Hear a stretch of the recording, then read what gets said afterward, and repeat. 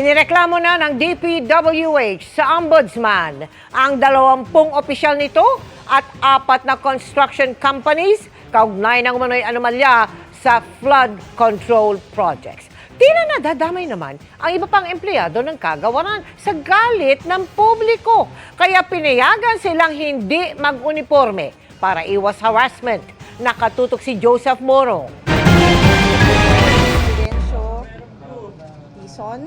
Mismong si Public Works Secretary Vince Dizon ang tumayong complainant sa Ombudsman laban sa mga 20 opisyal ng kanyang ahensya at 4 na mga construction companies. Ito ay para sa paglabag sa Anti-Graft and Corrupt Practices Act, malversation of public funds at paglabag sa Government Procurement Act. Nangunguna sa mga sinampahan ng reklamo galing sa DPWH Bulacan District 1, sina dating DPWH Bulacan District Engineer Henry Alcantara, dating Assistant District Engineer Bryce Erickson Hernandez, Construction Chiefs na sina JP Mendoza at John Michael Ramos at mga taga-iba pang opisina ng District 1 hanggang cashier dahil nabayaran ng ilang ghost project tulad ng binisita ng Pangulo sa Barangay Piel sa Baliwag, Bulacan. Pinakita din ng Pangulo, may resibo na bayaran ang Sims trading.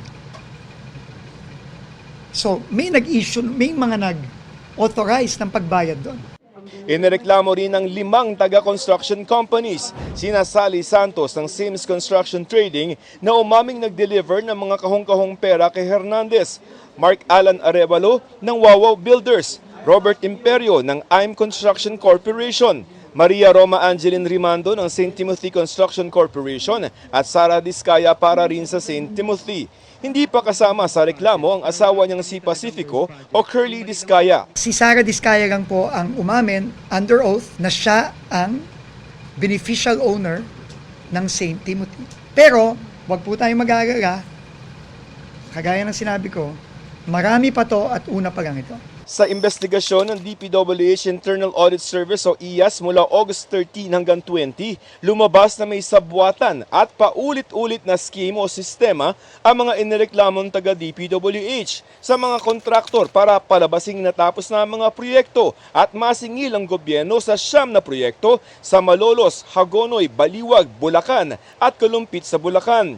Ang halaga ng mga proyekto hindi bababa sa 249 million pesos. Lampas na kung tutuusin sa 50 million pesos na halaga para makapagsampa ng reklamang plunder. Ang pinaka madaling i-prove at pinakamabilis ay itong mga kasong sinama natin dito. Ang kailangan, ang kahihinatnan nito ay makulong ang mga dapat makulong sa lalong madaling panahon. Open and shut case ang mga ito. Hiniling din ng DPWH sa Ombudsman na magsagawa ng forfeiture proceedings at makipag-ugnayan sa Anti-Money Laundering Council para sa mga iba pang paglabag. Ang importante dito, maibalik ang pera ng tao. Ngayong may nakahain ng formal na reklamo o complaint dito sa Ombudsman, ang Ombudsman ay magsasagawa ng preliminary investigation at pagkatapos ng investigasyon ay maghahain naman ng formal na kaso sa Sandigan Bayan kung saan ito lilitisin. Sinusubukan pang makuha ng GMA News ang panig ng mga kinasuhan. Pero ang abogado ni Hernandez gusto pa raw mabasa ang buong complaint. I haven't seen the complaint just yet. However, my take lang is, have we seen the complete picture? Bakit meron ng agad criminal complaint? And I just want to see, sino ba ang respondents dito? Naglabas naman ng memo si Dizon na pumapayag na huwag muna magsuot ng mga uniform ang mga taga-DPWH. Ito raw ay hiling ng unyon ng mga taga-DPWH dahil sa mga nararanasang harassment o pangungutya sa mga taga-DPWH. May proseso po tayo. We will all get the justice that we all deserve as Filipinos.